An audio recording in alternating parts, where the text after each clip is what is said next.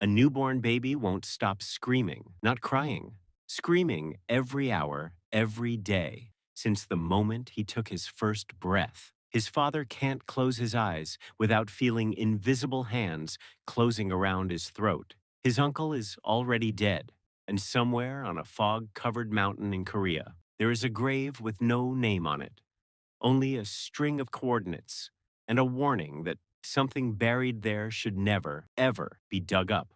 When a team of shamans, a geomancer, and a mortician finally open that grave, they don't just disturb a corpse, they wake up an 80-year-old curse planted in Korean soil by an invading empire, a curse designed to break a nation's spine. By the end of this story, heads will roll. A samurai zombie will rise from the earth, and one old man with a wooden axe will have to decide whether he's brave enough to finish what colonizers started nearly a century ago. This is Exhuma, and here's everything that happens, what it means, and why Korean audiences couldn't stop talking about it. The movie begins with two shamans, Hwa-rim and Bong-gil. Hwa-rim is confident and spiritually powerful, while Bong-gil is her loyal partner during dangerous rituals. They are called by an extremely wealthy Korean family living in America. The family's newborn baby has been crying continuously since birth, and no doctor can understand the reason. The child is weak, restless, and suffering from something medicine cannot explain.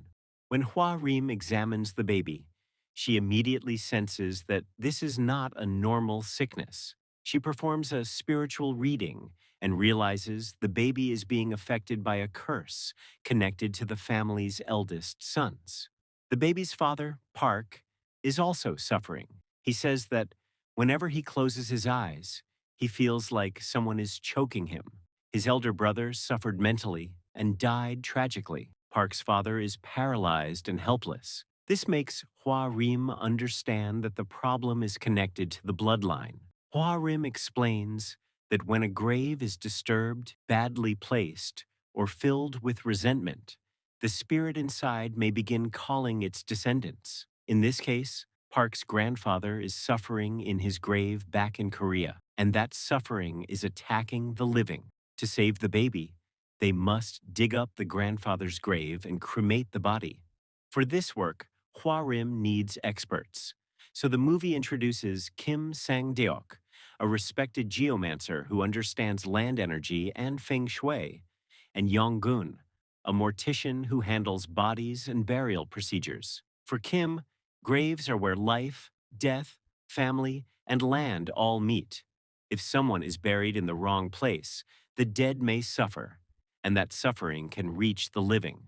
Park hires the team, but from the start, he seems secretive. He says the coffin must be cremated without opening it, and he wants his grandfather's identity kept private. Still, because the family is desperate, they travel to the grave. The grave is located on a remote mountain, isolated and silent. The moment Kim reaches the place, he feels something wrong. There are foxes nearby, which is considered a terrible sign near graves. Then, Kim notices the tombstone. It has no name, no proper identity, only strange numbers carved into it. Those numbers are coordinates, meaning the grave was not marked to remember the dead, but to mark a specific point on the land. Kim asks Park who chose this location. Park says a monk named Ji-sun selected it because his grandfather was a respected wartime figure. But Kim does not believe it. Kim refuses the job and warns everyone that if they disturb this grave, they may all die. But Park begs him. He shows the photo of his baby and says this child was born after 2 miscarriages. Hwa-rim suggests a risky solution. She will perform a powerful ritual during the digging to control the evil energy. Kim hesitates, but finally agrees. The next day, the exhumation begins. Hwa-rim brings dead pigs and grave diggers born in the year of the pig. The pigs are spiritual substitutes meant to absorb the curse that might attack the workers. Hwa-rim enters a trance. She dances violently, covers herself with blood, and performs the ritual like she is fighting something invisible. Meanwhile, the workers dig into the grave. Finally, they find the coffin. It is made of expensive wood, but Kim notices signs linked to Japanese burial customs, and the truth begins to appear. Park's grandfather may not have been a Korean hero. He may have been a traitor who collaborated with Japan during Korea's colonial occupation. They remove the coffin and prepare to cremate it, but before they leave, one worker finds a strange snake in the grave. Its head looks almost human. He kills it. At that moment, an eerie scream echoes. The sky darkens, and rain begins to fall. Because cremation during rain is considered unlucky, Kim delays the burning. The coffin is stored in a hospital morgue for the night.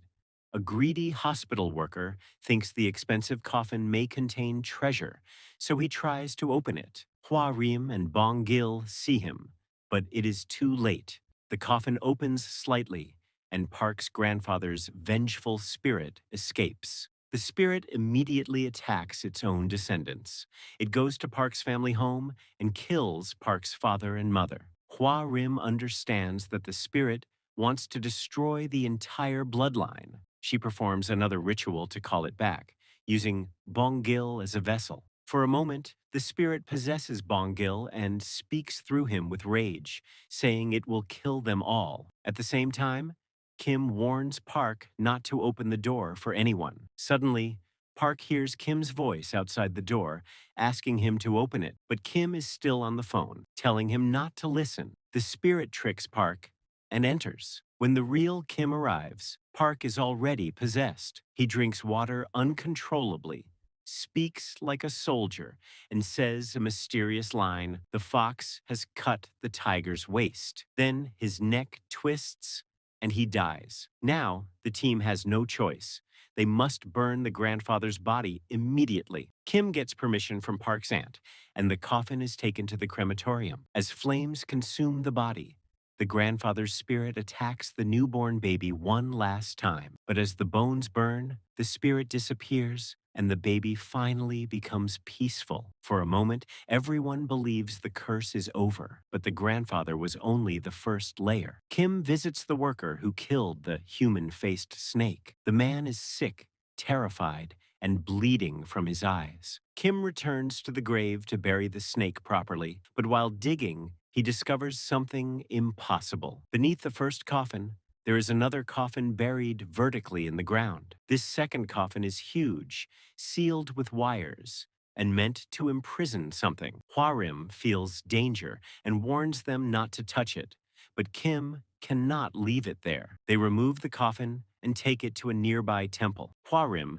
surrounds it with sacred rice and horse blood to stop whatever is inside from escaping. That night, Bongil has a nightmare in which the temple keeper says something has taken his liver. When Bongil wakes up, he finds the temple keeper missing. Soon, he and Hwarim discover the truth. A giant samurai-like spirit has escaped from the coffin and is eating the man. It is a terrifying warrior, over 7 feet tall, armored, ancient, and filled with violence. Hwarim tries to trick it by speaking Japanese and pretending she is not human, but the creature realizes the truth. Bongil attacks to protect her, but the samurai crushes him and tears into his body. Then, as dawn approaches, the creature turns into a ball of fire and disappears into the sky. Kim and Hwarim now understand that the second coffin was guarding a much bigger secret. Kim investigates and discovers clues about people once believed to be grave robbers. They were Korean patriots trying to remove cursed iron rods placed in Korean land by Japanese spiritual forces. This is where the movie connects horror with history. The phrase, "the fox has cut the tiger's waist," finally makes sense. The fox refers to Jisun, the Japanese monk or feng shui master. The tiger represents Korea because the Korean peninsula has often been symbolically compared to a tiger. The tiger's waist is a vital point in the land's spiritual body. By placing a cursed iron object there, Jisun was trying to break Korea's energy, weaken the nation, and leave a wound that would last for generations. The samurai was not buried there by accident. He was turned into a spiritual guardian, bound to protect the cursed object forever. Park's grandfather's grave was placed above it as a cover, so no one would discover the real curse underneath. The family's suffering was connected not only to one restless ancestor, but to a larger historical trauma buried beneath the soil.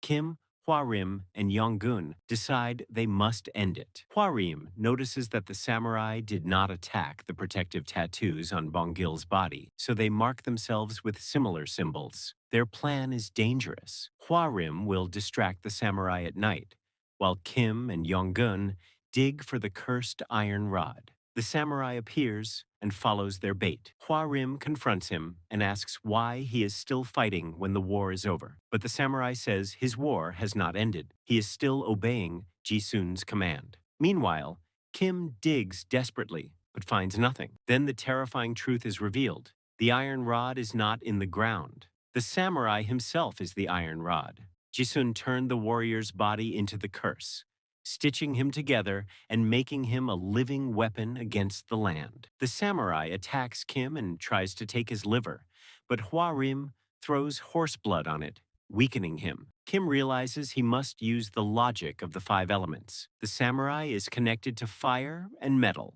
so Kim uses wood, water, and blood to counter him. He grabs a wooden tool, covers it with blood, and strikes again and again. At the same time, Bongil coughs black blood in the hospital as the possession breaks. Finally, Kim destroys the samurai, ending the curse. Kim is badly injured but survives. Bongil also wakes up safely.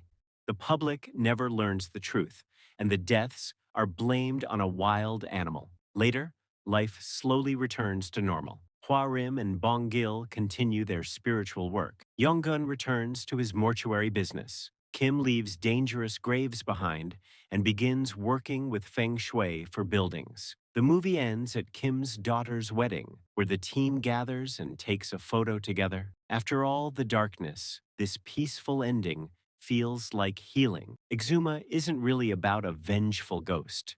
It's about unresolved national trauma. The grave the characters dig into is a metaphor for the things Korea has never fully exhumed and confronted: the legacy of Japanese colonization, the collaborators who profited from it, and the quiet generational damage that history leaves behind even when no one talks about it. The film suggests that ignoring buried wounds doesn't make them heal. It lets them fester until they explode into the present. It's also a story about who's willing to do the dangerous, thankless work of digging up the truth. The professionals in this film aren't soldiers or politicians.